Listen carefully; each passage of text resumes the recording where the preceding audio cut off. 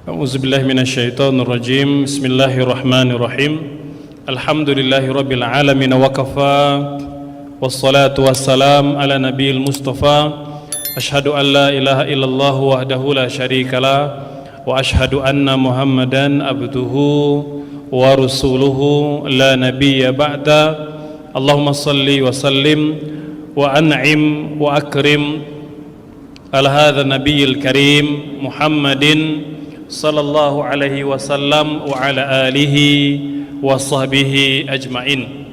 Hadirin hadirat Bapak Ibu yang dimuliakan Allah, assalamualaikum warahmatullahi wabarakatuh. Alhamdulillah wa syukuru lillah wa la hawla wa la quwwata illa billahil aliyyil azim. Bapak Ibu sekalian, seperti mana biasa kita melanjutkan tradisi kajian keilmuan kita setiap hari Kamis ya, dan pada kesempatan kali ini kita laksanakan seperti default jadwalnya, yaitu sore hari ya, menjelang waktu Bapak Ibu yang berpuasa akan berbuka. Dan tema yang akan kita bawakan pada hari ini berkaitan tentang syarat dan kriteria menjadi saksi pernikahan ya, bahwa pernikahan itu tidak sah dalam pandangan para ulama jika tidak diperkuat adanya saksi yang memvalidasi berjalannya pernikahan. Nah, menjadi saksi pernikahan atau mendatangkan saksi dalam pernikahan ini tidak hal yang sederhana sebenarnya. Ada kriteria, ada syarat yang perlu kita pahami ya. Dan nanti seperti mana dalam pernikahan adanya wali, maka dalam pernikahan juga adanya saksi ya. Nah, kita perlu pahami Bapak Ibu sekalian, yang pertama dari segi makna, apa maksud dari saksi ya. Persaksian dalam pernikahan disebut sebagai syahadah ya. Syahadah ini secara bahasa memang maknanya kesaksian atau persaksian. Kita sering mendengarkan kalimat syahadatain atau dua kalimat syahadat ya, artinya kalimat yang digunakan sebagai parameter iman seseorang. Maka dalam pernikahan adanya saksi disebut sebagai adanya syahadah. Ulama 4 mazhab sepakat bahwa saksi pernikahan adalah syarat sahnya sebuah pernikahan. Artinya tidak sah pernikahan kalau tidak ada saksi ya, seperti mana tidak sahnya sholat kalau tidak berwudu, maka berwudu menjadi syarat sahnya sholat. Maka saksi syarat sahnya pernikahan. Tidak ada saksi maka tidak sah pernikahan ya. Syekh Wabazuhaili menjelaskan pernikahan tidak sah jika tanpa adanya dua orang saksi selain dari wali nikah ya. Jadi ini pernyataan para ulama. Antara dalil yang menjadi petunjuk ya, sandaran wajibnya adanya saksi dalam pernikahan, yang pertama adalah hadis yang sahih dari Ibunda Aisyah radhiyallahu anha. Beliau berkata bahwa Nabi bersabda, la nikaha illa biwaliyin wa syahidai adlin. Tidak sah nikah melainkan dengan wali dan dengan dua orang saksi. Nah, ini dalil yang pertama. Dalil yang kedua dari hadis Daruqutni, la budda fin nikahi min arba'ah ya, ada 4 hal yang harus ada dalam pernikahan. Yang pertama al-wali, wali dalam pernikahan. Yang kedua wazauj, calon mempelai laki-laki. Kemudian wasyahidain, dan 2 orang saksi. Nah, ini 4 hal atau 4 syarat yang harus ada dalam pernikahan.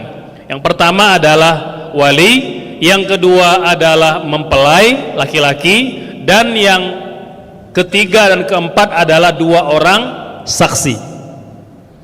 Nah, ini dasar dari hadis merupakan dalil yang kedua.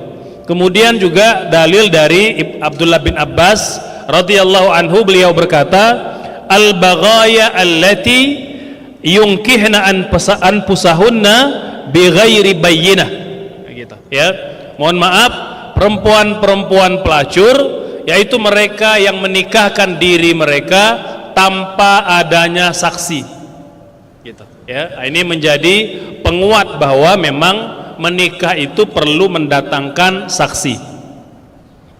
Ada pernyataan di masyarakat atau ada pendapat di masyarakat yang mengatakan tidak wajib ada saksi, gitu ya. Nah, memang selain dari pendapat 4 mazhab yang mu'tamad ya, yang jadikan sandaran oleh kaum muslimin sampai hari ini, memang ada pendapat yang mengatakan bahwa saksi tidak menjadi syarat sahnya pernikahan.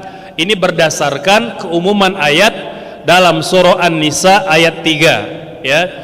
Dari ayat ini sebagian kecil ada ulama yang menyimpulkan bahwa saksi dalam pernikahan bukan merupakan syarat, artinya tetap sah pernikahan walau tanpa adanya saksi ya. Nah, jadi ada pendapat ya di kalangan para ulama ini, seperti mana juga yang diuraikan oleh Syekh Wahbah Zuhaili. Pendapat ini adalah pendapat yang menyimpang dari pendapat Ahlus Sunnah wal Jamaah dan merupakan kelompok Syiah Imamiyah.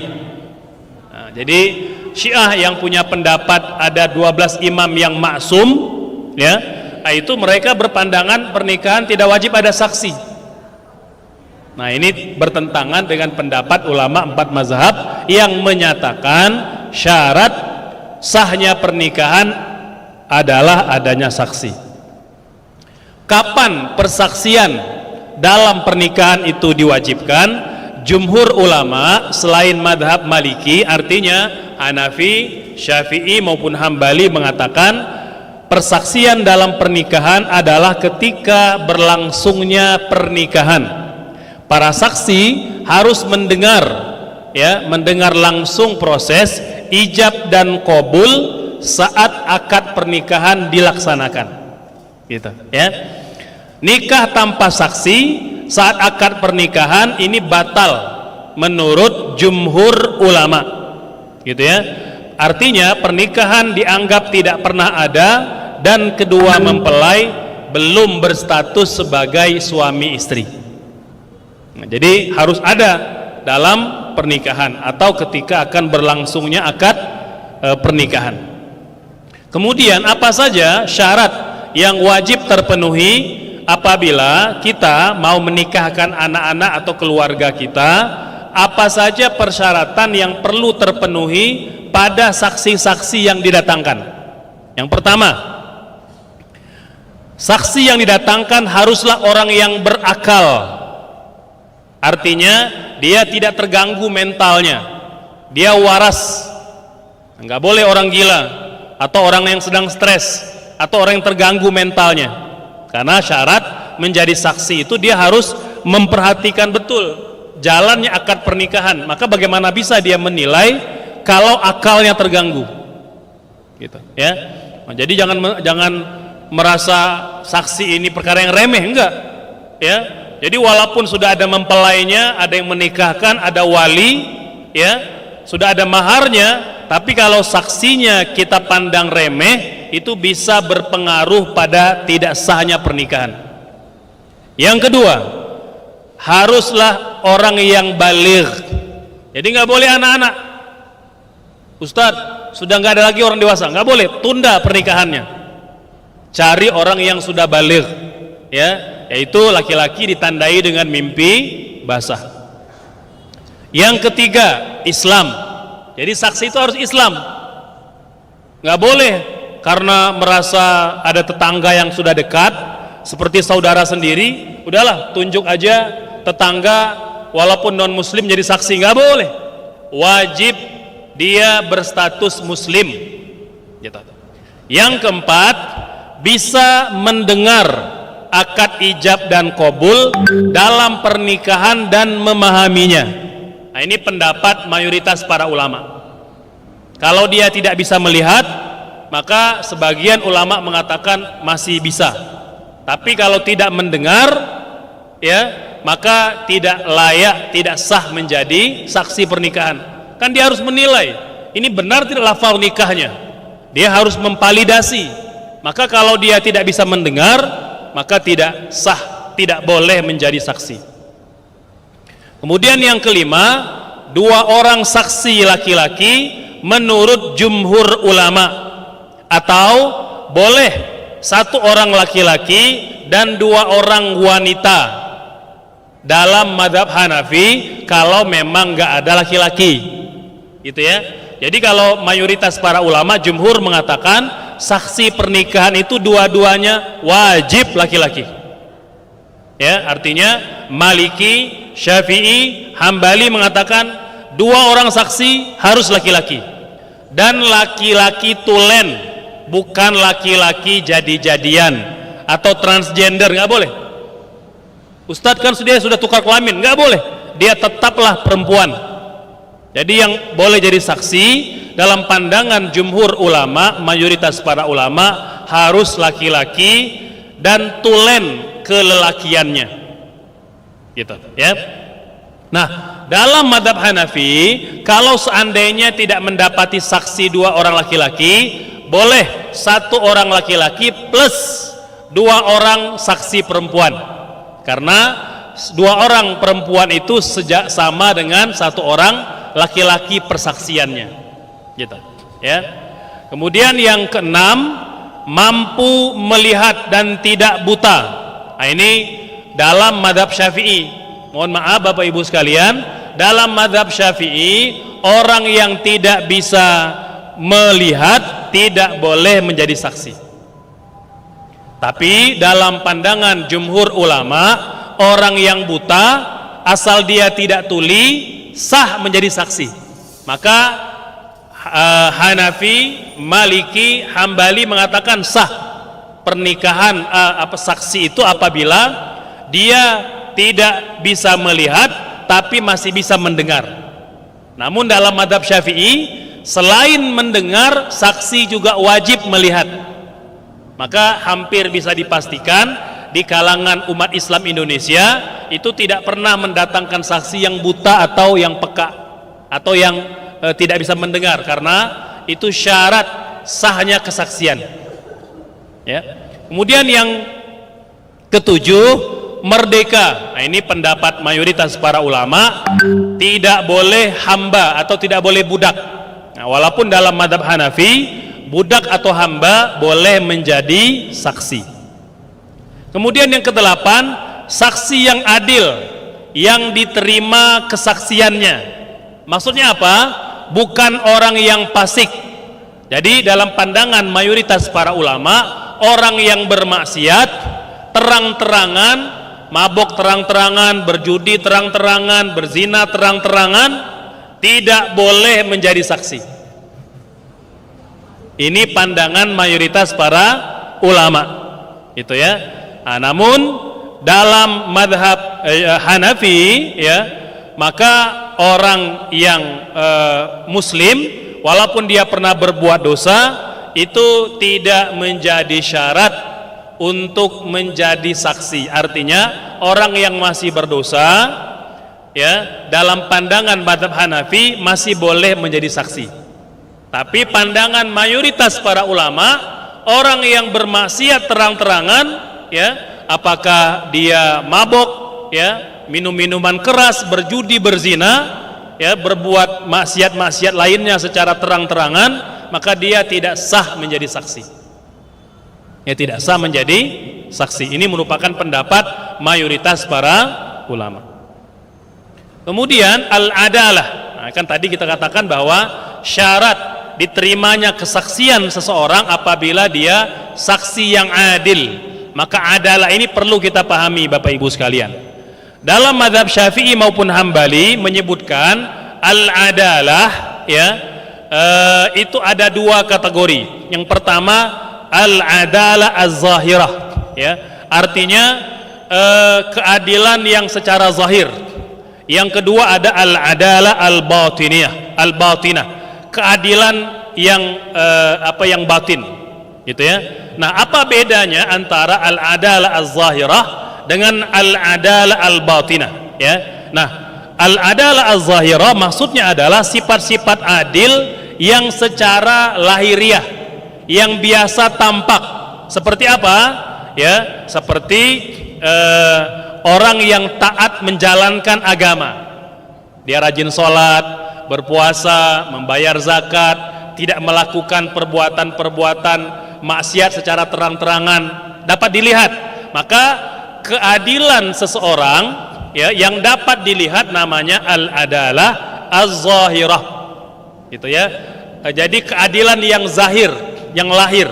Nah, yang batin ini sifat-sifat adil yang lebih teliti dalam diri seseorang, gitu ya. Dalam diri seseorang yang tidak bisa diketahui secara zahir, gitu ya. Nah, jadi boleh jadi dia melakukan dosa secara sembunyi-sembunyi, maksiat secara tidak terang-terangan, gitu ya. Nah, terhadap al-adalah al-batinah, gitu ya, artinya keadilan yang secara batin ini pendapat madhab Syafi'i maupun Hambali tidak mensyaratkan. Jadi katanya kan kita hanya diperintahkan Nabi menilai yang tampak saja, yang tidak tampak dalam hatinya itu bukan urusan kita, itu urusan Allah. Jadi kalaupun dia melakukan dosa secara sembunyi-sembunyi, itu bukan urusan kita. Ini pendapat madhab Syafi'i maupun Hambali. Yang penting saksi itu tidak bermaksiat terang-terangan, maka dia dianggap adil secara zahir, gitu ya. Nah, kemudian sementara dalam madhab yang lain justru mengatakan perlu selain al-adalah az-zahirah, itu perlu juga al-adalah al-batinah, gitu ya. Nah, ini hadirin yang dimuliakan Allah Subhanahu wa taala berkaitan dengan keadilan. Yang kedua, yang berikutnya berkaitan dengan keadilan, jumlahnya minimal 2 orang. Jumlahnya minimal 2 orang. Jadi madhab Hanafi, Maliki, Syafi'i maupun Hambali sepakat mengatakan syarat yang keempat dari seorang saksi haruslah berjumlah minimal 2 orang. Boleh nggak 3? Lebih baik. Boleh nggak 4? Lebih baik. Minimal 2, gitu ya. Nah, jadi kalau misalnya di ruangan itu ada 5 orang saksi, saksi mengatakan sah semuanya, udah itu memperkuat itu. Jadi 2 orang saja sudah cukup memperkuat kesaksian. Apa dalilnya saksi harus ada 2? Pertama, firman Allah surah Al-Baqarah ayat 282. Allah berfirman, wastashhidu syahidaini mir rijalikum, ya, dan tunjuklah persaksian 2 orang yang adil dari kalangan laki-laki. Kemudian dari hadis, ya, dari Al-Baihaqi dan Ad-Daruqutni, la nikaha illa biwaliyin wa syahidai adlin, tidak sah pernikahan melainkan adanya wali dan 2 orang saksi. Nah, ini hadirin Bapak Ibu sekalian tentang 2 orang saksi, ya. Mengapa perlu ada 2 orang saksi minimal? Agar apabila saksi yang pertama lupa, saksi yang kedua mengingatkan. Itu penting. Makanya tidak boleh 1. Kalau cuma 1 bimbangnya, nanti kalau yang 1 lupa, maka tidak ada lagi yang bisa menguatkan atau mengingatkan saksi yang lupa tadi. Gitu, ya. Berikutnya, Bapak Ibu sekalian, tadi ya, mayoritas para ulama mengatakan bahwa saksi tidak sah apabila tidak laki-laki. Nah, jadi Maliki, Syafi'i, Hambali mengatakan 2 orang saksi itu wajib laki-laki. Sementara mazhab Hanafi mengatakan minimal 1 laki-laki. Kalau memang nggak ada laki-laki lain, maka boleh ditambah dengan berapa perempuan? 2 orang perempuan. Ini pandangan siapa? Mazhab Hanafi. Itu berkaitan dengan saksi, ya. Kemudian sehat pendengaran, Nah, tadi kita katakan ya, bahwa secara teknis saksi-saksi dalam pernikahan haruslah sehat pendengarannya, sehingga dia bisa mendengar dengan jelas ijab dan qabul yang diucapkan oleh kedua belah pihak. Maka tidak boleh tuli, ya. Jadi madhab Hanafi, Maliki, Syafi'i maupun Hambali sepakat mengatakan mendengar syarat mutlak seorang saksi. Kalau melihat, maka ulama jumhur mengatakan tidak wajib. Kalau dia buta tapi dia tidak tuli, masih boleh menjadi saksi, gitu. Namun Imam Syafi'i mengatakan tidak boleh.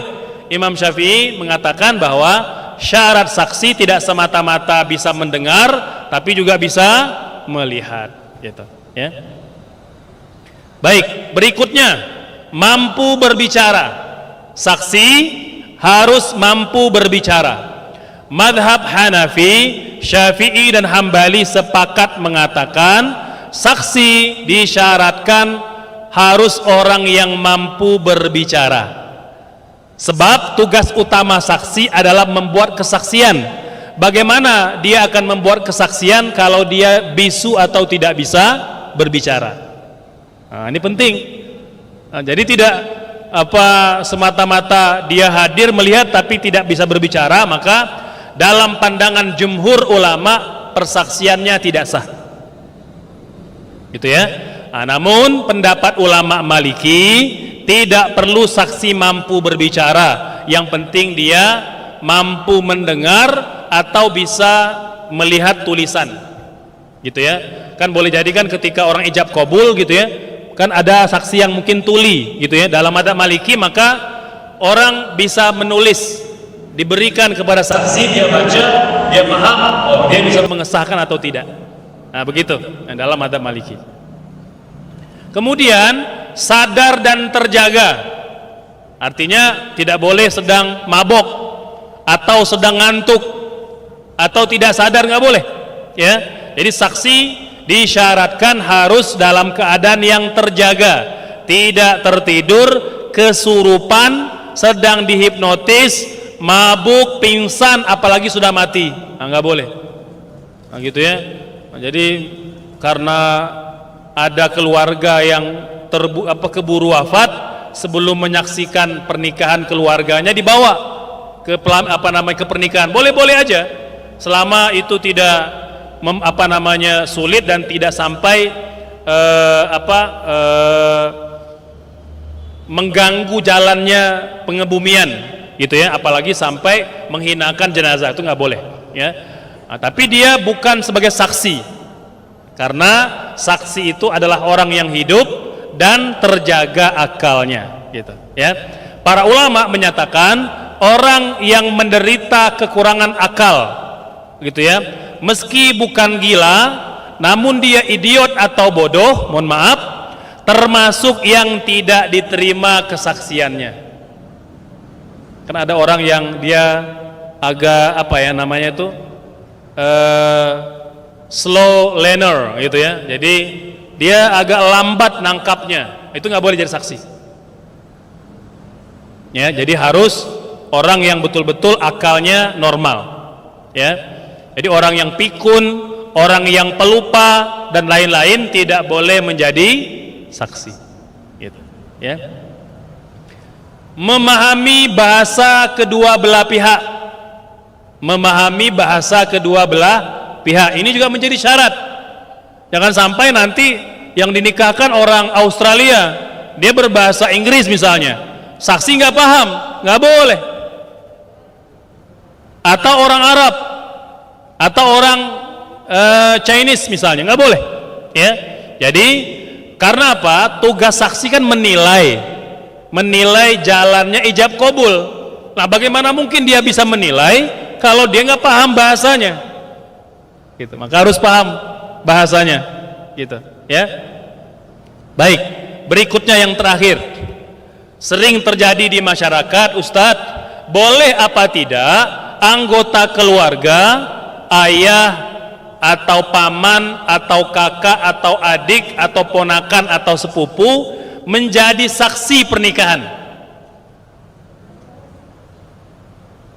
Bapak Ibu, tugas seorang saksi itu adalah menilai, memvalidasi jalannya ijab dan qabul. Maka dia harus independen, tidak boleh ada bias, tidak boleh ada kecenderungan untuk mengesahkan.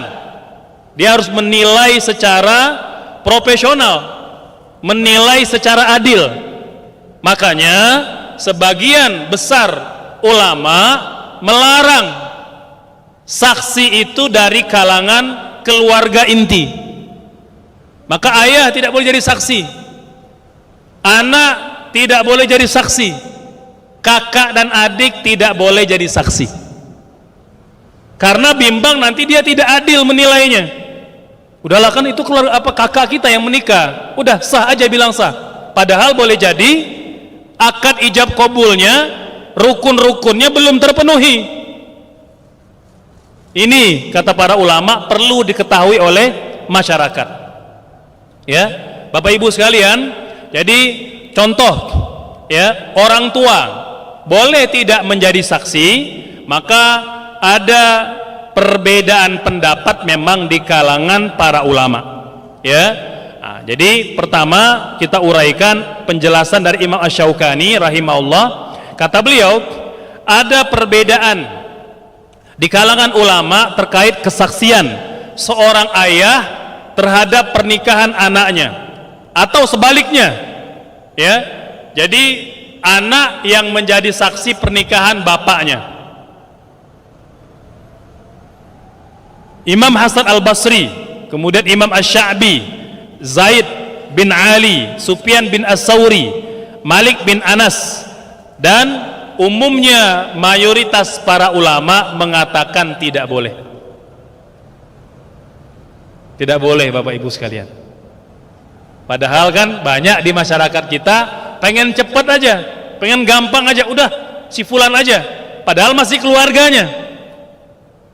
Kalau keluarga jauh masih ditoleransi, yang tidak boleh itu kalau keluarga dekat, karena dianggap nanti dia tidak objektif, dia tidak adil menilainya, gitu ya.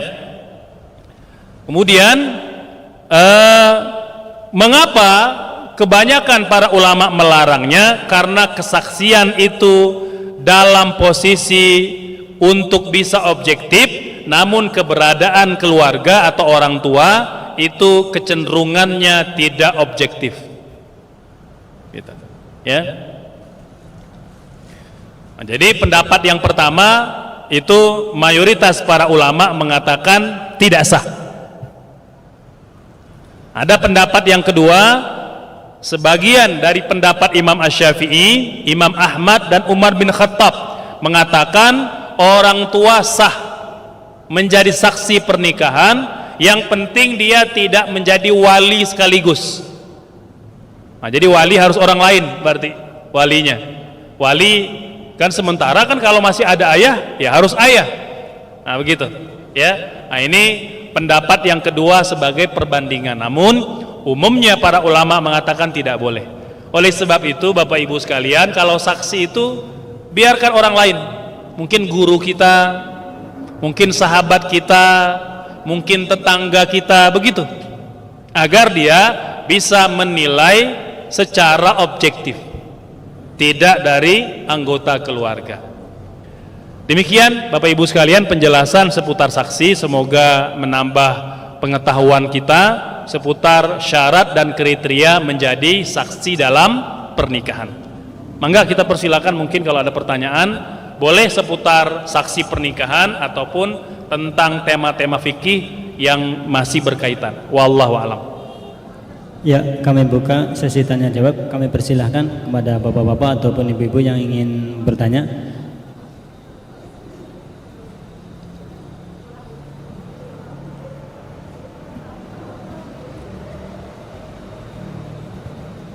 Assalamualaikum warahmatullahi wabarakatuh. Waalaikumsalam. Silakan. Izin bertanya Ustadz, ini perwakilan dari banyak ibu-ibu Pak Ustadz.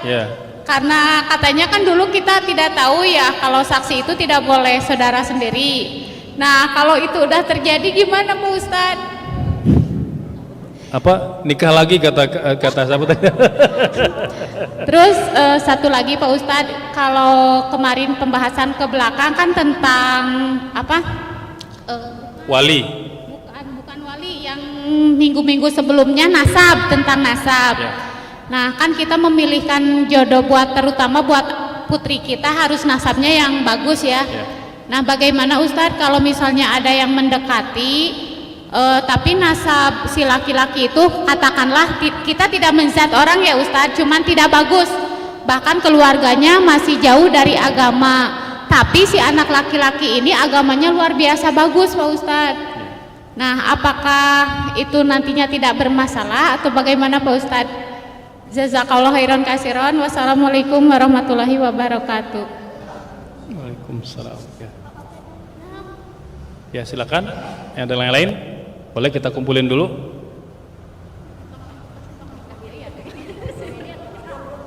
Masih ada? Silakan, barangkali ada dari bapak-bapak yang ingin bertanya.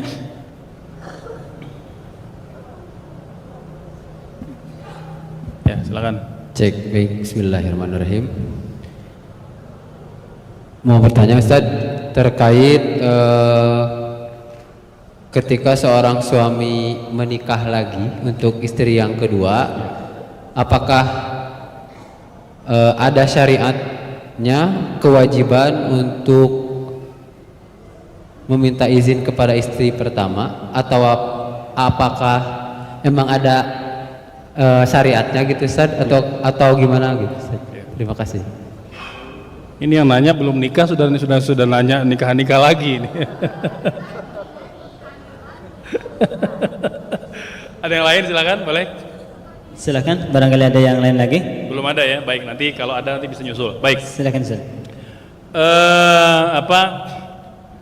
Jika pernikahan kita yang dulu kita tidak tahu dan tidak mengilmui bahwa ternyata saksi itu ada yang melibatkan keluarga kita sendiri, gitu ya. Nah, tadi dijawab katanya nikah lagi katanya, gitu ya. Artinya berarti harus lamaran lagi, gitu ya. Nah, Bapak Ibu sekalian, tadi kita katakan bahwa memang mayoritas para ulama melarangnya. Namun ada pendapat dari sebagian ulama Syafi'i memperbolehkan. Ya, yang penting tidak boleh ada saksi yang double job. Dia wali dan dia saksi, nah itu nggak boleh. Tapi kalau dia cuma semata-mata saksi aja diperbolehkan. Nah, tapi untuk kedepannya kan kita belajar udah ngaji ya, jadi anak-anak kita nanti, cucu kita, ponakan kita itu kita ajarkan bahwa saksi itu dari yang bukan keluarga agar dia bisa menilai secara objektif. Betul Ibu ya, yang udah lalu ya kita insya Allah ya, tetap sah dalam pandangan sebagian ulama Syafi'i ya, terutama sekali kan karena kita memang dulu belum mengetahui dan belum belajar gitu ya. Kemudian yang kedua, nasab pelamar. Betul bahwa yang paling baik adalah kita melihat nasab keluarganya ya, walaupun tidak menjamin ya Bapak Ibu sekalian, iman tak bisa diwarisi kata Royhan gitu ya. Nah, jadi memang tidak menjamin seseorang itu akan soleh seperti mana ayahnya soleh. Nah, contoh seperti Kan'an, anak seorang nabi, dia tidak soleh gitu ya. Nah, juga banyak kisah-kisah terdahulu juga begitu. Tetapi memang umumnya buah jatuh tak jauh dari pohonnya, itu peribahasa betul gitu. Dan oleh sebab itu kan Nabi bersabda, takhayyaru linutfikum, pilihlah, mohon maaf, pilihlah kepada siapa kalian wahai laki-laki menaruh benihnya. Maksudnya pilih istri yang terbaik dari keluarga nasab yang terbaik. Begitu pula sebaliknya, bahwa wanita akan menerima benih yang baik, maka dia perlu dilihat nasab dan asal usulnya. Maka lihat ya, terutama sekali agama. Alhamdulillah kalau keluarga juga keluarga yang taat gitu ya, dilihat mungkin ayahnya, ibunya, saudara-saudaranya, lingkungannya gitu ya. Nah, jika misalnya tidak demikian, kita melihat kok anaknya soleh ya, tapi orang tuanya tidak soleh. Nah, Bapak Ibu sekalian, sebelum kita langsung mengambil keputusan, sebaiknya kita mendalami betul, check and recheck. Jadi jangan sampai ya kita hanya menilai luarnya saja. Ya, apalagi nanya, kamu sholat subuh nggak? Saya sholat subuh ya, jangan begitu. Kalau ingin tahu sholat subuh ya lihat di masjid terdekat rumahnya, atau tanya dengan teman terdekatnya, atau tanya tetangganya gitu. Jadi agar kita dapat informasi yang benar. Jadi menilai seseorang itu soleh tidak semata-mata dari luarnya saja. Kita gali sebanyak mungkin. Nah, kata para ulama, orang yang paling tahu tentang seseorang itu adalah sahabatnya. Maka ya diam-diam aja coba nanya, coba gali informasi. Nah, kalau sudah tervalidasi ini memang anak yang baik, anak yang soleh, ya informasi dari gurunya, dari sahabatnya, tetangganya gitu ya, dan relatif memang bahkan orang-orang yang ada di sekitarnya gitu ya. Nah, kalau sudah tervalidasi, kita tinggal minta pandangan dari Allah dan minta pandangan orang-orang bijak dalam keluarga kita atau dari guru-guru kita. Jadi memperkuat. Jadi pertimbangan pribadi kita ditambah dengan nasihat dari orang tua ataupun dari guru atau dari apa namanya orang-orang yang kita muliakan. Nah, nanti istikharah. Ya, agar ya Allah kalau memang dia baik, dekatkan, yakinkan saya untuk memilih dia gitu. Tapi jika memang ini hanya pura-pura saja, hanya topeng saja, maka buka ya Allah topeng itu. Allah punya cara. Gitu. Tiba-tiba oh ternyata kan banyak gitu ya. Orang yang tiba-tiba dibatalkan pernikahannya di hari H, Bapak Ibu. Subhanallah. Itu menyakitkan sekali, saya yakin sangat menyakitkan. Dibatalkan di hari H. Sudah ada pelaminan gitu ya, sudah ada pesan catering gitu ya. Itu kan orang-orang kalau yang ada pada kondisi itu ya bisa beda-beda sikapnya. Tapi subhanallah ada di antara kenalan saya itu justru pasti ada hikmahnya. Dan betul ternyata ketahuan bahwa dari keluarga calon mempelai itu memang bermasalah gitu. Jadi Allah punya caranya, makanya jangan pernah delay dengan Allah Subhanahu wa taala, wabil khusus dalam urusan sepenting pernikahan. Jadi jangan seperti kita beli sayur aja pernikahan itu. Ya, mau cepat-cepat jangan. Matangkan betul pertimbangan kita. Gitu ya. Nah, jadi insya Allah kalau memang dia baik ya, walaupun keluarganya, nasabnya kurang dalam pandangan kita, ya kita berharap semoga dia bisa membawa kebaikan pada keluarga kita. Begitu Ibu. Ya.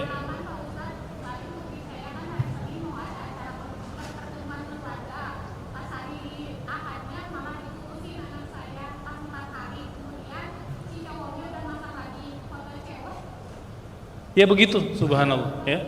Jadi Allah itu punya cara Bapak Ibu sekalian, bahkan kadangkala yang tidak kita sukai. Makanya kan Allah mengatakan banyak hal yang kita pandang baik belum tentu baik pada pandangan Allah. Kalau yang kita pandang buruk juga belum tentu buruk dalam pandangan Allah. Jadi intinya perbanyaklah istikharah. Ya, selalu saja ada hikmahnya, kebaikan-kebaikan yang kita dapat. Ya, jadi kalau tadi Ibu mengalami itu dialami oleh ponakan ataupun keluarga, kalau saya mengalami sendiri. Saya mengalami sendiri. Gitu, ya. Nah, jadi ya pernikahan yang tak direstui oleh orang tua. Ya, artinya ada perempuan yang saya sukai, baik pada pandangan saya, tapi tidak disetujui oleh ibu saya gitu. Dan hari ini ya barulah hikmah-hikmah itu Allah buka gitu. Subhanallah. Jadi Bapak Ibu sekalian, intinya libatkan Allah. Boleh jadi memang akan menyakitkan, apalagi anak-anak kita yang masih muda, yang masih labil gitu ya. Maka orang tua yang harus berperan, nggak boleh ya. Jangan sampai kita, Ustadz saya nggak mau nanti kata anak saya ayah ibu nggak asyik gitu ya, selalu maksa. Enggak, dalam bab ini kita harus maksa Bapak Ibu sekalian. Kalau memang sudah mengarah kepada keburukan gitu.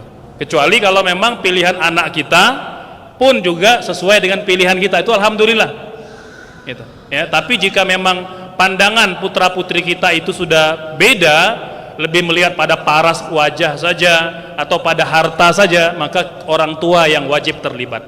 Biarkan ya, biarkan mereka boleh jadi akan membenci kita hari itu, tapi mereka akan mendoakan kita kelak setelah kita wafat, setelah Allah buka banyak pelajaran hikmah nanti di masa yang akan datang. Gitu, ya. Kemudian yang ketiga, apakah suami perlu minta izin lagi kalau menikah lagi? Tidak perlu minta izin, tidak wajib, bukan syarat.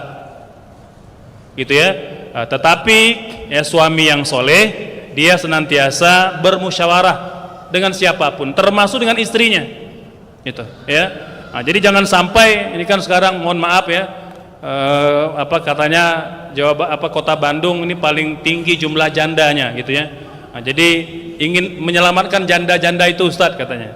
Maka jangan sampai menyelamatkan janda dengan membuat janda baru gitu. Paham maksudnya?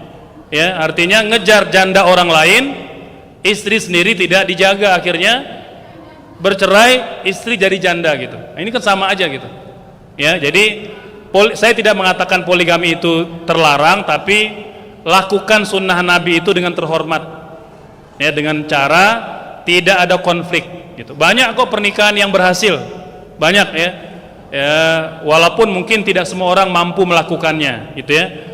Termasuk saya, Bapak Ibu Punten, Bapak Ibu sekalian, sebagai doa untuk ayah saya ya. Beliau poligami dengan 3 orang istri gitu ya.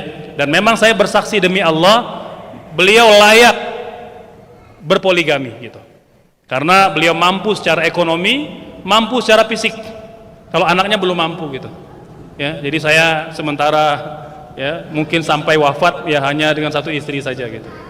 Ya, karena yang belum mampu gitu. Tapi bagi yang mampu berlaku adil, dia mampu secara finansial ya, dan mampu pula kemudian berpoligami dengan cara yang baik, tidak membuat konflik, maka silakan. Banyak insya Allah di antara guru-guru kita, para ustadz juga, bahkan dari kalangan yang bukan ustadz juga banyak yang berpoligami dan berhasil gitu ya. Nah, jadi yang kaum ibu juga begitu, artinya tidak menolak poligami, tetapi ya tinggal kita berpikir rasional saja gitu ya. Kan kita boleh memberi saran kepada suami, kamu kan belum layak, bagaimana mungkin bisa berpoligami, uang dapur aja sering terlambat misalnya gitu ya, jajan anak-anak juga, uang sekolah juga sering nunggak. Jangan begitu, artinya jangan menambah beban Bapak Ibu sekalian ya, bahwa betul poligami itu sesuatu yang diperbolehkan dalam agama kita, tetapi lakukan dengan cara yang benar ya, dengan cara yang baik. Jangan sampai kita menambah celah, orang semakin mencela poligami, mencela syariat gara-gara praktek yang tidak berilmu gitu. Jadi silakan yang punya ilmu, yang mampu silakan. Kalau yang belum mampu maka pelajari ilmunya gitu. Wallahu a'lam. Gitu ya. Jadi udah itu mikir nikah 1 istri dulu gitu.